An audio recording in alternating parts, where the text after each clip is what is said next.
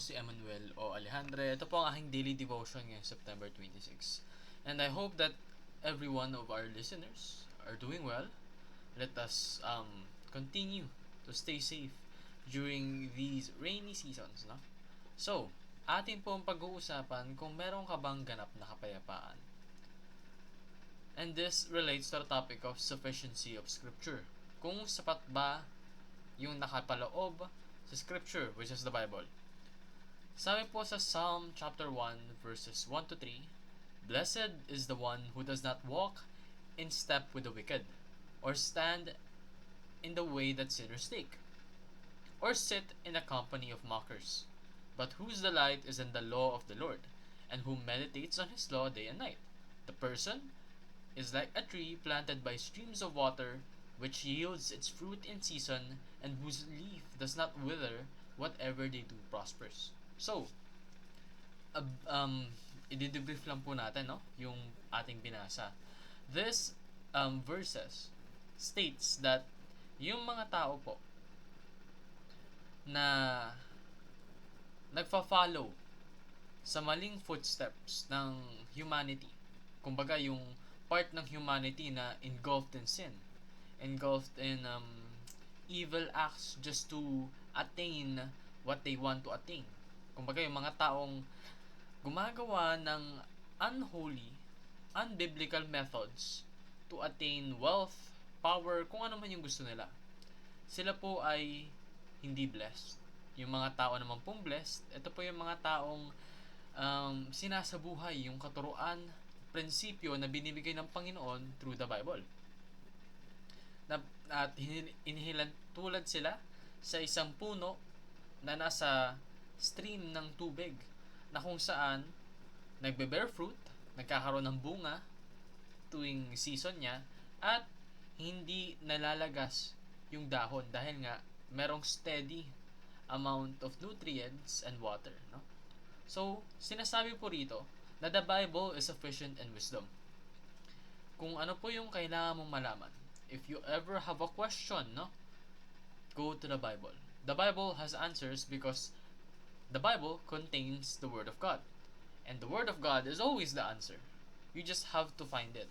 Tatandaan po natin, sa kahit anong sitwasyon na maaari natin makaharap, there is a Bible verse for that. This is true.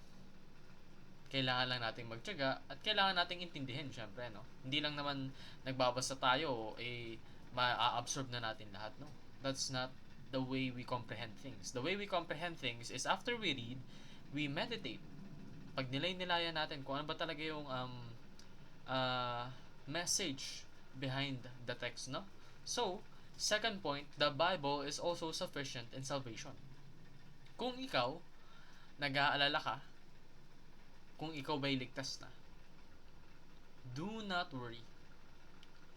And you will find this out if you read the Bible. Because sa Biblia po, dito nakapaloob na yung ginawa ng Panginoong Hesukristo na sakripisyo ay enough to get rid of the punishment of your sins. And the Bible is also sufficient in revelation. Hindi ito nagkukulang sa mga maaari mo or kinakailangan mong alamin. It's all in the Bible. You just need to really dwell on the words and take your time, no? So, dig deeper to find God's treasure. Now, ano yung treasure na to, no? God's treasure. Now, this treasure that I'm pertaining to is not wealth. Well, at least not worldly wealth.